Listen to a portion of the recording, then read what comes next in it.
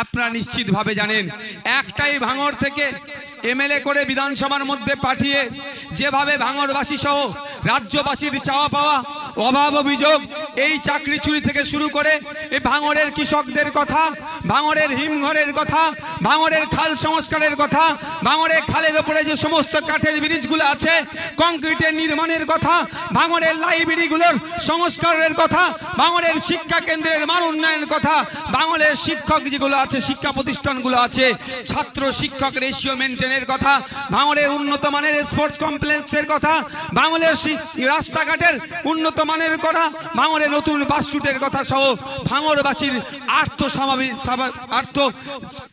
আর্থিকভাবে যাতে স্বাবলম্বী হয় সে তার ডেভেলপমেন্টের কথা যেভাবে সোচ্চার হয়েছে এক বিধায়ক। অমন আমরা যদি এই যাদবপুর লোকসভা থেকে আমরা একজনকে জিতিয়ে পার্লামেন্টে পাঠাতে পারি, অন্তত সেই পার্লামেন্টে গিয়ে আমাদের এমপি জনগণের এমপি টিকটক ভিডিও সেলফি সে তুলবে না, যাদবপুর লোকসভার কথা, যাদবপুর লোকসভার মানুষের চাওয়া পাওয়া অভাব অভিযোগের কথা সেখানে উত্থাপন করবে।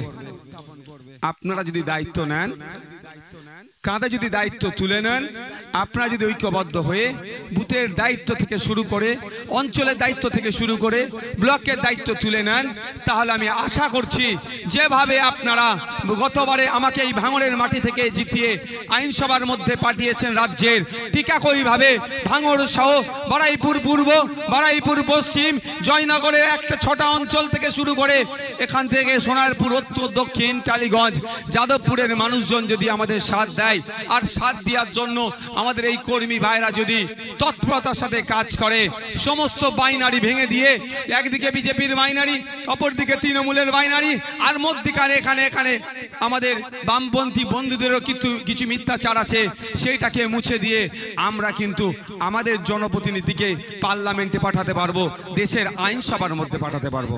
আপনাদের হাতে নির্ভর করছে। যারা বুথের নেতৃত্ব আছেন আমি আপনাদের উদ্দেশ্যে বলবো, সর্বপ্রথম কাজ হবে আপনার বুথটাকে লিড করানো গণতান্ত্রিক প্রক্রিয়াতে। দ্বিতীয় কাজ কি হবে, অঞ্চল নেতৃত্ব যারা আছে আপনাদের অঞ্চলগুলোকে কিভাবে জিতিয়ে আনতে হবে দায়িত্ব আপনাদের নিতে হবে। মানুষের কাছে পৌঁছে যান।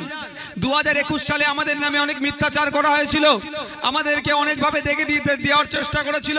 কেউ বলেছিল আমাদেরকে সাম্প্রদায়িক, আবার কেউ বলেছিল বিজেপির দালাল। কিন্তু যত দিন যাচ্ছে দিনের আলোর মতো পরিষ্কার হয়ে যাচ্ছে, মানুষ আইএসএফের ছায়াতলে আসছে। বিভিন্ন ধর্মের মানুষ, বিভিন্ন জাতের মানুষ, বিভিন্ন সমাজের মানুষ 2021-এ যারা আমাদেরকে ভুল বুঝে আমাদের থেকে দূরে ছিল, দেখুন আজকে তারা আমাদের ছায়াতলে আসছে। তাদের আশার স্থল, তাদের ভরসার স্থল ইন্ডিয়ান সেকুলার ফ্রন্ট তথা খামচিহ্ন হয়ে উঠছে। করেছিলাম একটা বিজেতার সার্টিফিকেট পেলেও আমাদের একটা কেড়ে নেওয়া হয়েছে, বা অনেক পঞ্চায়েত সমিতি বা পঞ্চায়েত সার্টিফিকেট কেড়ে নেওয়ার পরও আমাদের 5 জন পঞ্চায়েত সমিতির মেম্বার আছেন, ওহিদুল ভাই আছেন, শরীফুল ভাই আছেন, আমাদের আসমা ভাবি আছেন, রুবিনা খাতুন আছেন, জোসনা ভাবি আছেন, এবং যারা পঞ্চায়েতের বিভিন্ন নেতৃত্বরা আছেন, বিভিন্ন ব্লকের নেতৃত্বরা আছেন, এবং বারুইপুর পূর্ব, বারুইপুর পশ্চিম, সোনারপুর উত্তর, সোনারপুর দক্ষিণ, যাদবপুর থেকেও আমাদের কাজ চলছে, তারাও এসে উপস্থিত হয়েছেন। এবং সর্বোপরি আপনারা শুনলে অবাক হবেন, জয়নগরের 6টা অঞ্চল কিন্তু যাদবপুরের মধ্যে পড়ছে। সেই দলুয়াখাকি গ্রাম যেখানে তৃণমূলী অত্যাচারে আমাদের ভাইদের বাড়িগুলোকে আগুন লাগিয়ে দিয়েছিল, অত্যাচারিত হয়েছিল, সেই গ্রাম থেকেও আমাদের পার্টির প্রতিনিধি হয়ে বুথের দায়িত্ব নেবে বলে অঞ্চলের দায়িত্ব পালন করছে, তারাও আজকের এই কর্মী সবাই উপস্থিত হয়েছেন।